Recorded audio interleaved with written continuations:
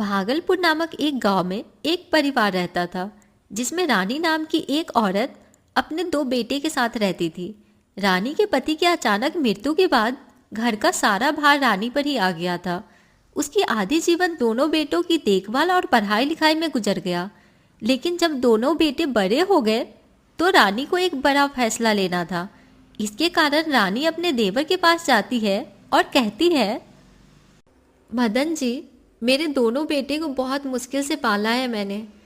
अब उनका समय शहर में पढ़ने का आ गया है, लेकिन मेरे पास इतने पैसे नहीं हैं कि मैं दोनों को आगे पढ़ा पाऊँ। अगर एक बेटे को आगे पढ़ाता हूँ तो दूसरे के साथ गलत होगा। ऐसे में मैं क्या करूँ? भाभी जी, आप बस मुझे इतना बताओ कि दोनों में से तेज दिमाग किसका है। मेरा बड़ा बेटा पंकज ज़्यादा होशियार है, लेकिन मेरा छोटा बेटा सावन भी ठीक ठाक है, लेकिन पंकज पढ़ने में ज़्यादा अच्छा है। तो फिर पंकज बड़ा भी है और इससे होशियार भी। तुम पंकज को जल्द से पढ़ने के लिए शहर भेज दो और सावन को मैं किसी ढाबे पर लगा देता हूँ। मदन की बात सुनकर रानी को थोड़ा राहत मिलती है। वो पंकज को शहर पढ़ने भेज देती है और सावन को पप्पू हलवाई के पास काम पर लगा देती है। सावन को पढ़ने का बहुत मन था, पर घर की हालत के कारण वह माँ से कुछ नहीं बोलता था। समय के साथ साथ पंकज पढ़ लिखकर शहर के एक बड़े होटल में नौकरी लग जाती है। नौकरी लगने के बाद पंकज घर आता है और कहता है, माँ, ये लो मेरी पहली महीने की तनख्वाह। मेरी किसी बड़े होटल में नौकरी मैनेजर के तौर पर लग गई है।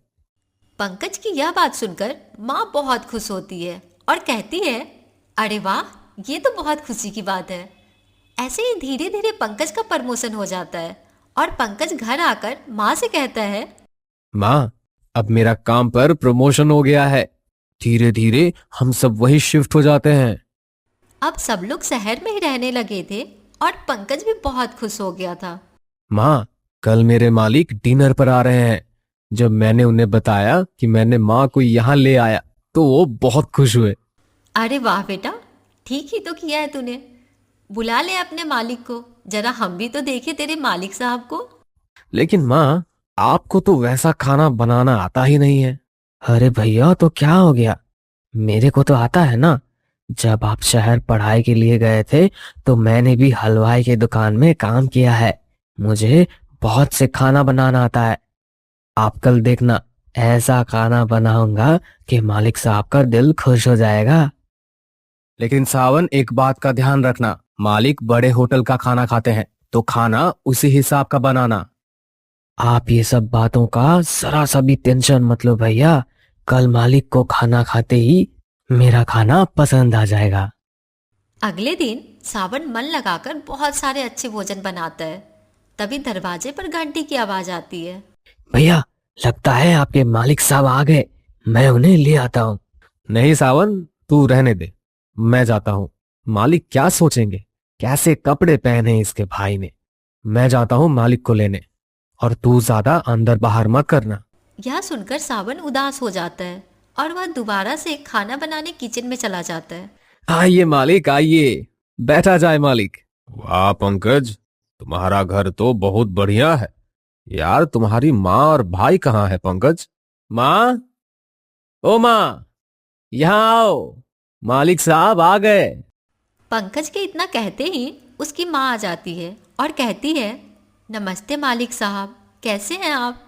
यहाँ पंकज और उसकी माँ मालिक साहब से बात कर रहे थे और वहाँ सावन खाना बनाने की तैयारी में लगा हुआ था। थोड़ी देर बाद वे सब खाने के टेबल पर जाते हैं। खाने के टेबल अच्छे से सजे होने कारण मालिक साहब बहुत खुश होते हैं और फिर मालिक साहब खाना खाते हैं और कहते हैं, अरे वाह, खाना तो बहुत अच्छा है। ये किसने बनाया है? वो मेरे छोटे बेटे सावन ने बनाया है। अरे पंकज, तुम्हारा छोटा भाई तो घर पर ही है, अभी तक मिलवाया नहीं हो। मालिक, वो खाना बनाने में बिजी था ना, तो इसीलिए मुझे याद ही नहीं रहा। इतने में रानी सावन को आवाज देते हुए कहती है, सावन बेटा, सावन बाहर आओ जरा। यह सुनकर सावन बाहर आ जाता है और मालिक उससे कहते हैं, अरे सावन, तुमने तो ये बहुत अच्छा खाना बनाया है। तुमने कहाँ से ये सब सीखा है? अरे मालिक साहब, ये गांव के हलवाई के पास काम किया है, वहीं से ये सब बनाना सीखा है। फिर सब लोग साथ में बैठकर खाना खाते हैं और जाने से पहले मालिक साहब सावन को अपने होटल में काम करने को कहते हैं। सावन, तुम कल अपने भाई पंकज के साथ आ जाना और एक डिश बनाकर खिला देना। यह सुनकर सावन तो बहुत खुश हो जाता है, लेकिन पंकज को मालिक साहब की ये बात बिल्कुल पसंद नहीं आती। अगले दिन सावन वहां पहुंचकर अपनी डिश बनाने लगता है। अरे वाह, ये तो बहुत अच्छी डिश है सावन। अरे वाह, ये तो सही में बहुत अच्छी डिश है। क्यों, चौंक गया ना पंकज? अरे, मैं ये चाहता था कि तेरा काम इस होटल में न लगे। पर भैया, ऐसा क्यों? मैं ये नहीं चाहता था कि तुझे मेरे जैसे काम मिले और मेरे जितना तू पैसा कमा सके। मैं हमेशा यह चाहता था कि तू हमेशा पर कमाए पैसे पे चले और हमेशा मेरे नीचे रहकर अपना जीवन जिए। तुम बहुत मतलबी आदमी हो पंकज, मैं तुम्हें अभी काम से निकालता हूं। नहीं मालिक, मेरे भाई को काम पर से मत निकालो, नहीं तो मैं भी काम छोड़ दूंगा। देख लिया पंकज, तुमने अपने भाई के लिए क्या सोचा। फिर सावन तुमसे कितना प्यार करता है। मुझसे गलती हो गई है मालिक साहब, मुझे माफ कर दो। और सावन, तुम भी मुझे माफ कर दो, अब ऐसी गलती नहीं होगी। पंकज को अपनी गलती का एहसास हो गया था। अब पंकज और सावन अपनी माँ के साथ खुशी खुशी रहने लगते हैं। हेलो दोस्तों, तो कैसी लगी आप सभी को हमारी ये कहानी? अगर पसंद आई हो तो वीडियो को लाइक, शेयर और चैनल को सब्सक्राइब कर देना। Thank you.